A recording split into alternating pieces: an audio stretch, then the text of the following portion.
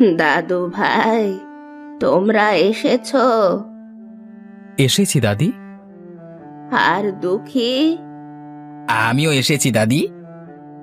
বেশ বেশ, তোমরা দুজনেই যে আমার কথা শুনে আজ আমার কাছে এসেছো, সেই জন্য আমি খুব খুশি হয়েছি। সুখী দুঃখী, শোনো দাদু ভাইয়েরা, তোমাদের একটা গোপন কথা বলবো বলেই তোমাদের আজ আমি ডেকেছি। আমার শরীরের অবস্থা তা তো দেখতেই পাচ্ছ, বেশি দিন হয়তো আমি বাঁচবো না। তাই আমি তোমাদের গোপন কথাটা বলে যেতে চাই। গোপন কথা? হ্যাঁ, অতি গোপন কথা। গোপন কথাটা কি দাদি? তোমরা আর একটু এগিয়ে এসো আমার দিকে। আমাদের বাড়ির সামনে যে ফাঁকা জমি আছে, সেখানে তোমাদের বাবা মা গুপ্তধন লুকিয়ে রেখে গেছে। আর আমাকে বলে গেছে তোমরা যখন বড় হবে সেই গুপ্তধনের কথাটা তোমাদেরও বলতে। তোমরা এখন বড় হয়েছো, আর আমার শরীরটাও তেমন ভালো নেই, কখন মরে যাই ঠিক নেই, তাই আগে ভাগেই বলে রাখলাম।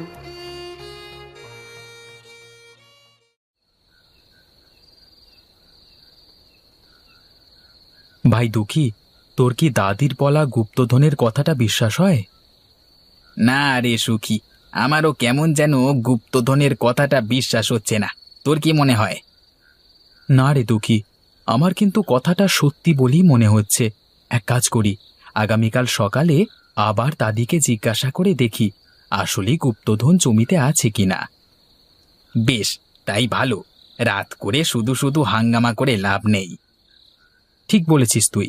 চল ঘুমিয়ে পড়া যাক। চল চল।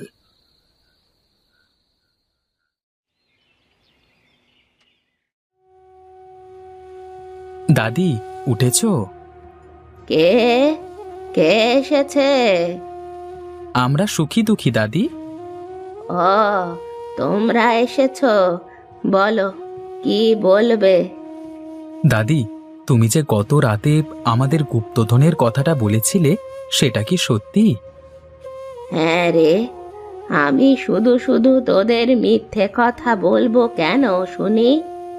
আমার কথা যদি তোদের পছন্দ না হয়, যা না, খুঁজে দেখ ওই জমিতে।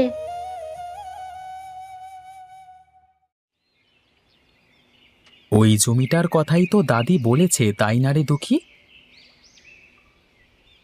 হ্যাঁ, আমাদের মতো গরিবের ওই এক টুকরো জমি ছাড়া আর আছেই বা কি? তাও ঠিক। তা কি করবি ভাবলি? আমার মনে হচ্ছে ওই জমি খুঁড়ে দেখবার দরকার, যদি সত্যিই কোনো গুপ্তধন থেকে থাকে। আমিও সে কথাই ভাবছি বুঝলি, কিন্তু কাজটা করতে হবে রাতের বেলায়। কেন? রাতে কেন? আরে, দিনের বেলায় করলে গ্রামের লোক জেনে যাবে না। তখন তো গুপ্তধন বেরোলে সকলে হামলে পড়বে তা ছিনিয়ে নিতে। বিশেষ করে মোড়ল, ও বেটা তো হাঁ হাঁ করে আছে জমির দিকে। এর মধ্যে যদি গুপ্তধনের কথা জেনে যায়, তাহলে আর রক্ষে নেই। একদম ঠিক বলেছিস তুই। যা করতে হবে রাতে করতে হবে, যেন ঘুণাক্ষরেও কেউ টের না পায়। কিন্তু মাটি যে খুঁড়ব, তার যন্ত্রপাতি কোথায়? আসলেই তো, কোদাল ছাড়া ভালো করে মাটি কোপাবো কি করে? আরে, মাটি না কোপালে গুপ্তধন পাবো কি করে? তাহলে এখন উপায়? চল আমার সঙ্গে। কোথায়? গোপাল দাদুর বাড়িতে। আমার মাথায় একটা বুদ্ধি এসেছে, চল চল।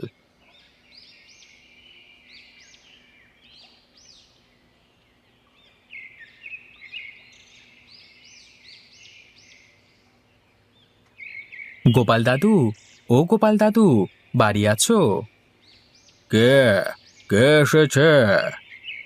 আমরা গো দাদু, সুখী দুঃখী। ও, সুখী দুঃখী এসেছিস? আয় আয়, ভেতরে আয় বাপ। কি রে সুখী, হঠাৎ আমার বাড়িতে এলি?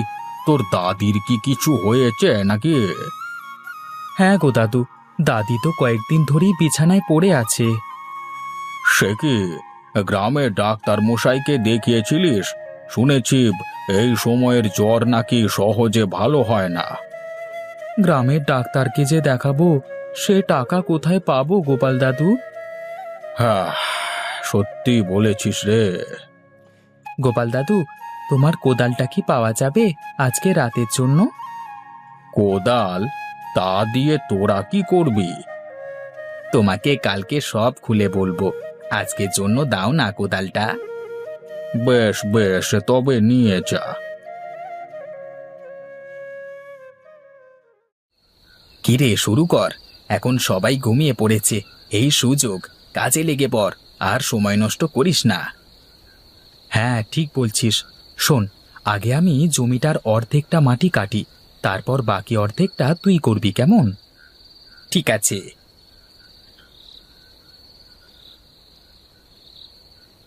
হ্যাঁ রে ভাই, গুপ্তধন কোথায়? জমির প্রায় অর্ধেক মাটি কাটলাম, অথচ গুপ্তধন পেলাম না। হয়তো জমির বাকি অর্ধেকে আছে, বুঝলি? হবে হয়তো। তবে তবে বাকি অর্ধেকটা তুই কাট, আমি বড় হাঁপিয়ে গেছি, বুঝলি? ঠিক আছে ঠিক আছে।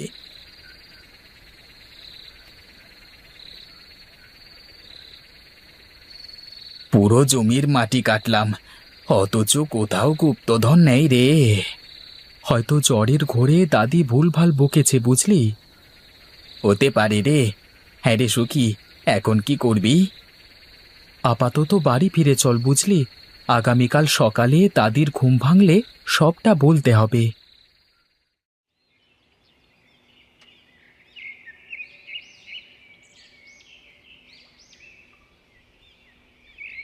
কি গো সুখী দুঃখী দাদু ভাই, সকাল সকাল তোমরা এমন মুখ ভার করে বসে আছো কেন? দাদি, জমিতে তো কোনো গুপ্তধন নেই। তোমরা কি করে বুঝলে যে জমিতে কোনো গুপ্তধন নেই?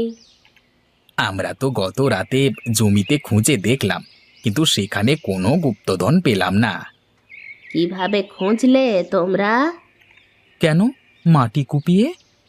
যেহেতু জমিতে কোনো গুপ্তধন পাওনি, সেহেতু এক কাজ করো। কি কাজ দাদি? গাঁয়ের বাজার থেকে কিছু কচু কিনে এনে লাগিয়ে দাও জমিতে। জমিটা যেহেতু কুপিয়েইছ, তাই আর সেইটা ফাঁকা রেখে কি করবে?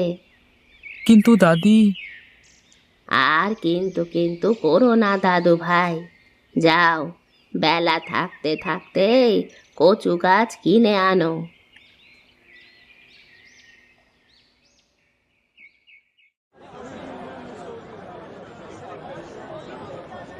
ও দোকানি চাচা, আমাদের কচু গাছ লাগবে। কেন গো? জমিতে চাষ করব। আচ্ছা আচ্ছা, দিচ্ছি দিচ্ছি, একটু দাঁড়াও তোমরা। তোমরা ফিরেছো দাদু ভাই? আমি তোমাদের জন্যই অপেক্ষা করছিলাম। হ্যাঁ দাদি, এই নাও তোমার কচু গাছ। এগুলো আমাকে দিলে হবে? চলো দাদু ভাই, দু ভাই মিলে জমিতে কচু গাছ লাগাবে, চলো।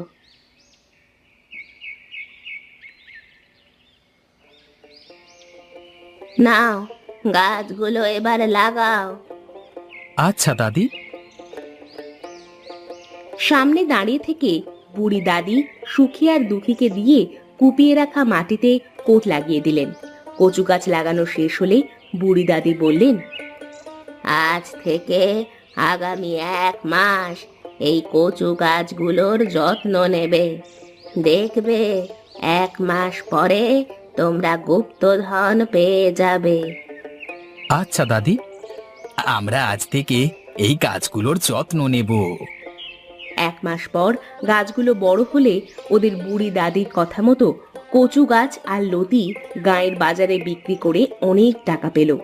এভাবেই সুখী দুঃখী ওদের কচু বাগান থেকে অনেক টাকা আয় করলো।